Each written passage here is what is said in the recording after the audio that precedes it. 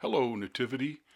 This is Deacon Jim, and this is episode 1 of the Seder Sink, where we feed you nourishing spiritual wisdom from the Seder meal.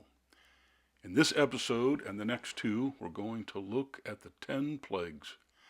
I'm going to cut those 10 down to just 3. Those will be the turning the Nile into blood, the frogs, and the last plague, which is the death of the firstborn. Now, generally, when you think back to all the movies you've seen where Charlton Heston or Moses or whoever you have in your mind as Moses goes into the Pharaoh of Egypt, those 10 plagues are his attempt to convince the Pharaoh to let God's people go. And although that is true in a deeper way, and this message is for us as well, those plagues show the Jewish people that Egypt was not their true home. The life of slavery and hardship is not what God wants for them or for us. God wants freedom, true freedom for them. So it's not just a release from the physical bondage, but also an invitation for that new identity and purpose that God had in mind for his chosen people, just like God has for us, to learn that we are children of God. So with all the plagues, the blood of the Nile, the frogs, the sores, the problems with pests and livestock and darkness, the flies, the locusts, it's all about reinforcing this land that they are in is not their home. You might be used to it, but it's not good for you. You're not truly living and thriving in this slavery. You're too comfortable.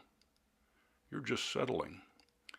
That message about slavery, these things that rule our lives, that message is the same for us today when we become enslaved by material and temporal things in our lives.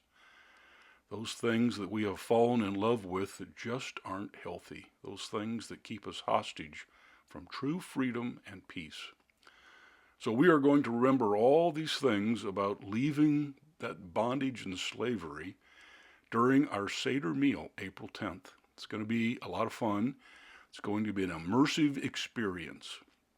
The Seder meal asks us to put ourselves back into the story, into that mode of what it was like, and we're going to do that through the senses of our taste and seeing and singing and spending time together. We do that by participating in all the storytelling.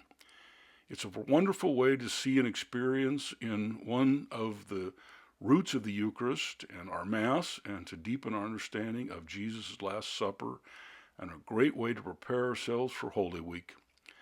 Our Seder meal is Thursday, April 10th, 6 to 7:30. Great event for the family and your family of friends, so bring them all. There will be frogs, grasshoppers, flies, and things for kids to follow along with.